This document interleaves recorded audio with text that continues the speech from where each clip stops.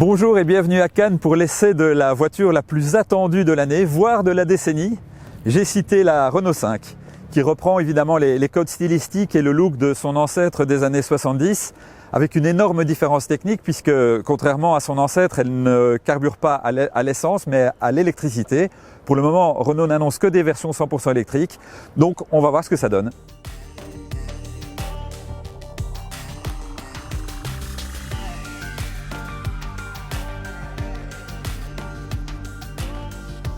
Alors moi, parmi les gimmicks, les petits détails que Renault a créés pour cette Renault 5, moi je suis absolument fan de cette fausse prise d'air. Ça rappelle la prise d'air de la Renault 5 Turbo, la mythique Renault 5 Turbo de l'époque. Et au lieu d'être une prise d'air, eh bien c'est en fait un indicateur de niveau de charge de la batterie qui reprend le 5 et qui s'éclaire plus ou moins en fonction de la charge de la batterie. Donc je trouve ça vraiment une idée géniale et d'ailleurs je suis étonné que ça se retrouve sur la voiture de série parce que quand je l'ai vu pour la première fois, je pensais que c'était encore un prototype et que ça n'apparaîtrait pas sur la voiture de série, mais voilà, c'est bien là et je trouve ça absolument génial. Ça fait le petit truc en plus qui aussi amuse les enfants et donne vraiment une exclusivité à cette voiture.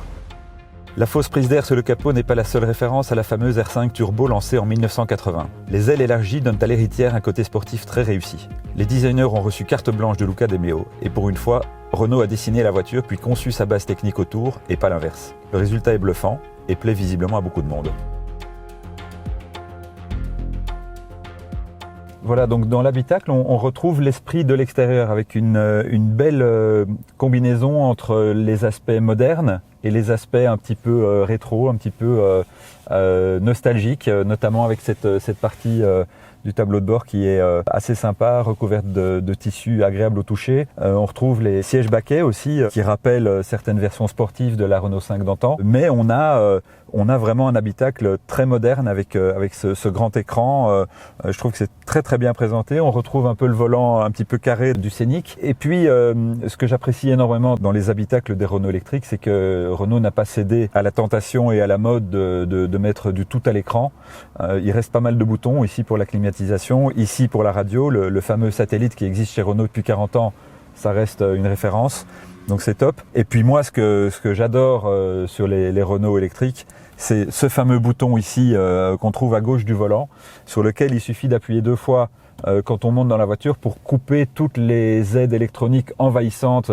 Le fameux système ADAS dont on parle pas mal puisqu'il est obligatoire sur toutes les voitures depuis cet été. Renault a eu l'intelligence de créer ce petit bouton qui permet de personnaliser ses propres réglages et donc ça permet d'avoir une voiture qui ne bip pas et qui ne donne pas des coups de volant idiots à tout moment, simplement en poussant 2 fois sur le bouton ici, alors que sur certaines voitures c'est très compliqué, il faut passer par l'écran central et pousser 10 fois dessus pour couper tout ça. Ici c'est hyper simple, donc bravo pour cette invention chère à Renault sur ses modèles électriques.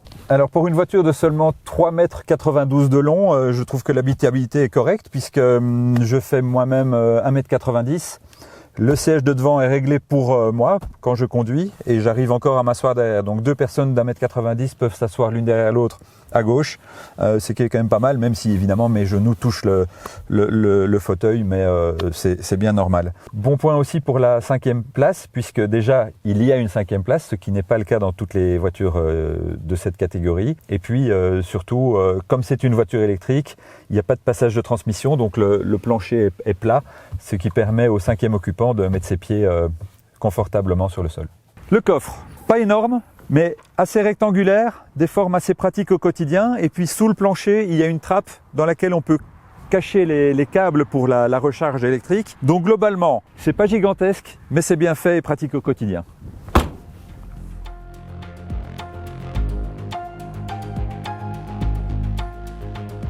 Voilà, on a quitté le bord de mer et la ville de Cannes, où on a pu remarquer que la voiture était vraiment parfaitement dans son élément. Elle est hyper agile, super rayon de braquage, l'accélérateur qui répond immédiatement, hein, comme avec toute voiture électrique. Donc vraiment, la R5 est hyper à l'aise en ville, ça c'est clair. Donc maintenant on est sur des routes un peu plus éloignées, super tenue de route.